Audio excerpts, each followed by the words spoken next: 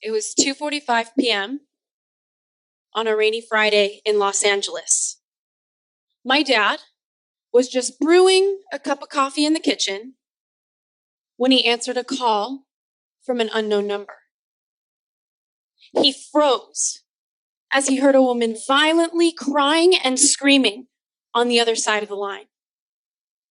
Next, a strong, masculine voice came on. And he said to my dad, "We have your daughter. And if you don't listen to every single word that we say, we're going to kill her."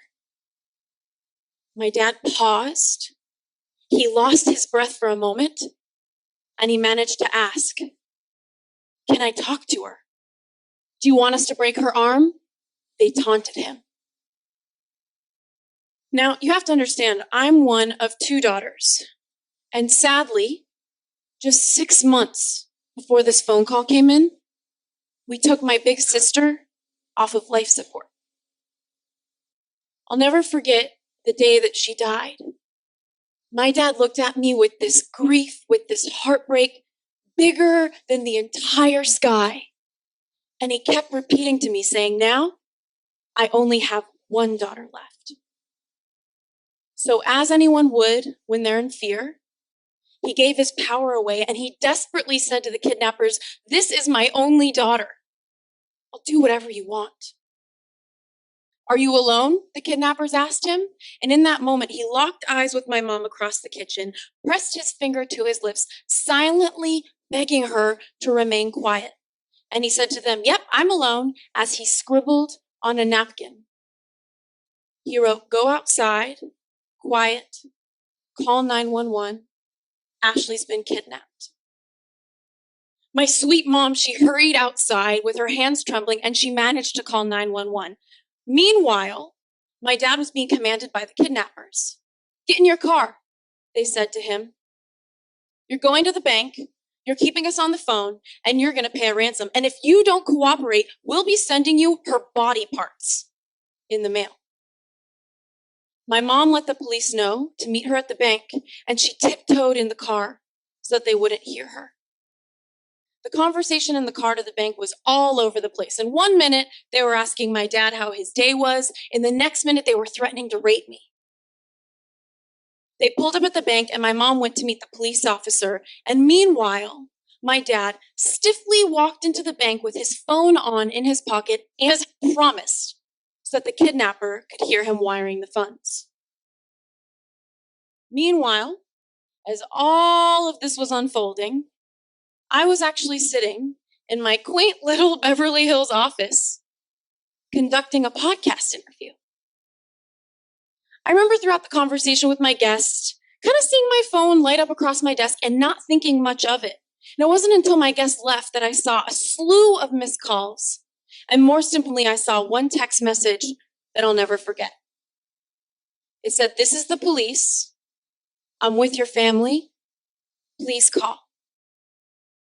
Now, in my early 20s, I worked in counterterrorism at the Pentagon in Washington, D.C. So believe me when I tell you that my imagination of what could go wrong is so colorful. But in that moment, I've never gotten a message like that, thinking that maybe whatever was on the other side of that text message was going to ruin my life. So I sat there and I mustered the courage to finally call. He said, "This is Officer Johnson. Is this Ashley?" I said, "Yes." He said, "Please confirm your name." I said, "This is Ashley Michelle Stahl. Is my family okay?" Next thing I knew, I heard commotion. He yelled across the bank to my dad, "Mr. Stahl, hang up the phone. She's on the line. It's a scam." I heard a ton of commotion, and then my dad grabbed the phone from the police officer. And he came onto the phone with me with a voice sounding more fragile than I've ever heard him before. And all he said to me was, "Is it you?" I said, "Yeah, it's me." And for the first time ever, I heard my dad break down and sob. He didn't sob like that when I was a little girl. I remember one of his businesses went under, and our family went through an incredibly hard time. And he didn't sob like that when I was in middle school. I came home one day, and he told me he had stage 3 cancer. And he didn't sob like that the day my big sister passed away. Never. He kept asking me if it was me, and I felt like I had to prove that it was. So I said, yeah, Dad, it's me. We dressed up as hot dogs together for Halloween. You love cheesecake. I just signed my book deal. It's me, Dad. And he met me with one question. He said, can you please just come home? So I was on my way, and I remember walking through the front door of my parents' house. My dad rushed over to me, and we hugged heart to heart. And I felt his pain in a way that I've never felt on another person. It was in that moment that I also realized that parents aren't superhumans, that they're just people like you, like me, doing the best that they can. He walked me through the phone call from start to finish, and I couldn't believe that for 2 entire hours, he was living one reality while I was living a completely separate one. But knowing that the truth always leaves clues, I couldn't help but wonder, how did my super smart dad get so duped? And did the crying woman even sound like me? And how did he manage to give his power away so quickly to a bunch of strangers? So eventually I managed to ask him, did you ever doubt that this was real? And he gave an answer that we all tend to give when life corners us and we buy into fear. He said to me, I didn't think that there was another option. Thinking about that, he went on about how we get so scared and how somebody was screaming on the line and you don't really have time to think about that. And that totally made sense to me.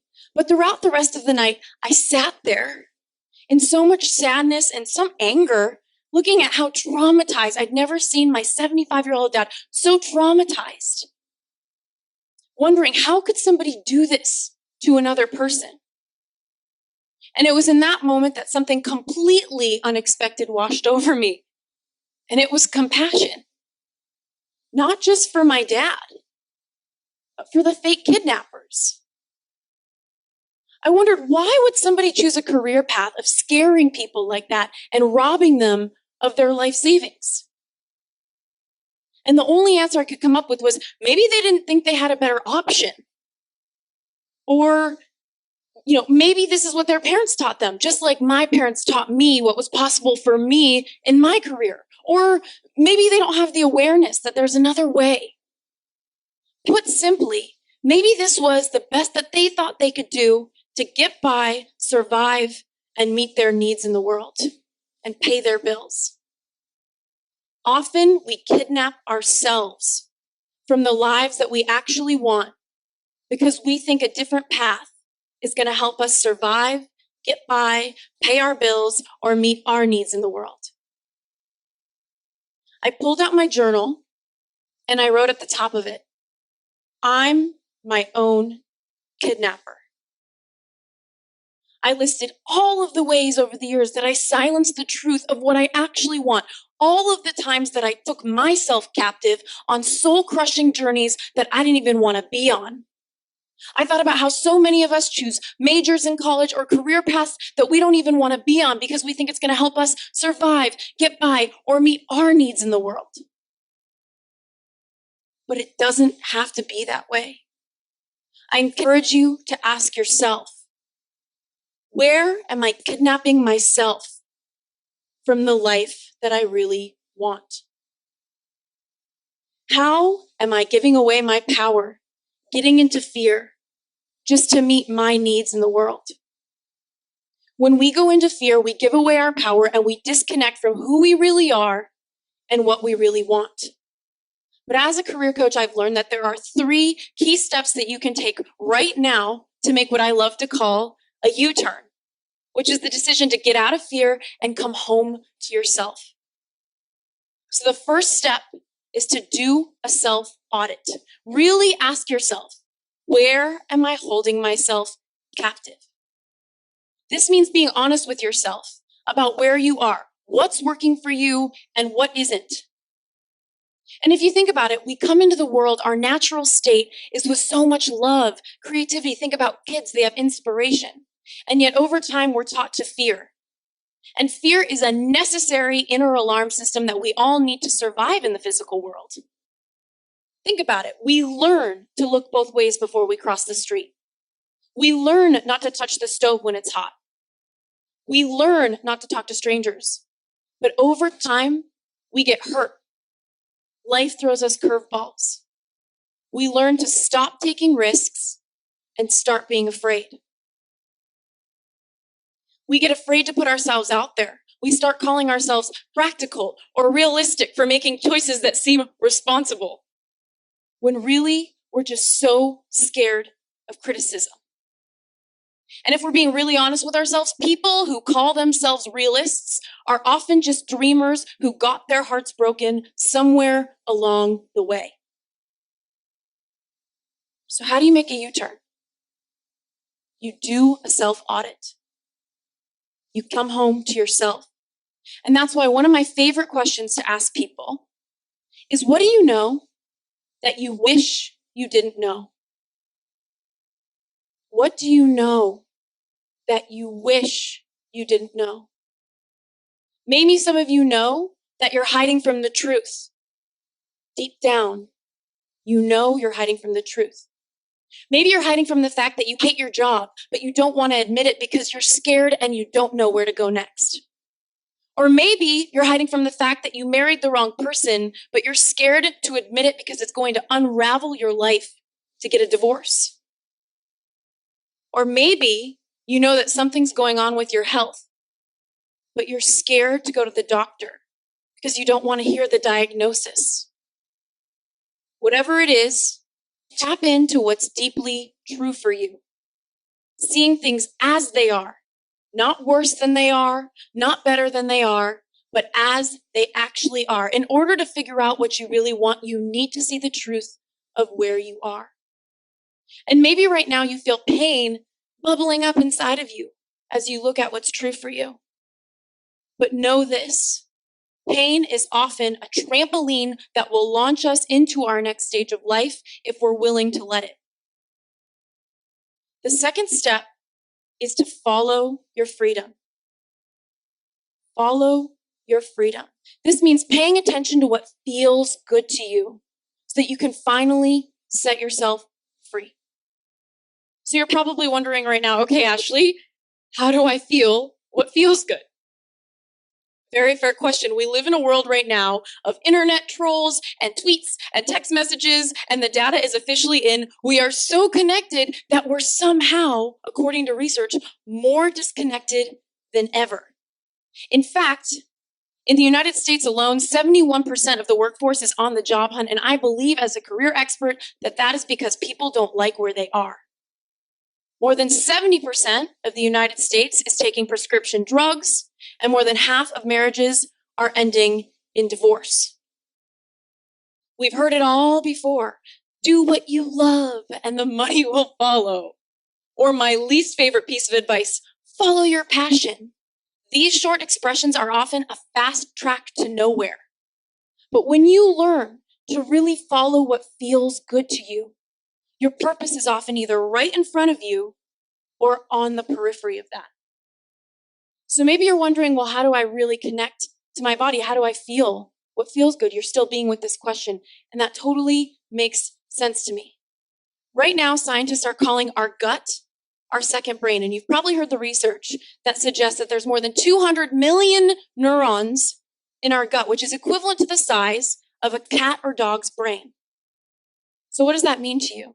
That means if in your nervous system you're feeling some sort of anxiety or disconnect, some nerves, something feels off, to trust it because your body is a messenger and it is constantly giving you feedback. In my early 20s, when I moved to Washington, D.C. to work in counterterrorism, I didn't know if that was going to be my ultimate career path, but something about it felt good to me. And guess what happened on the periphery? I succeeded in my career. I learned how to master the job hunt, and I became a career expert. And guess what happened on the periphery of that? I became a published author, my biggest dream.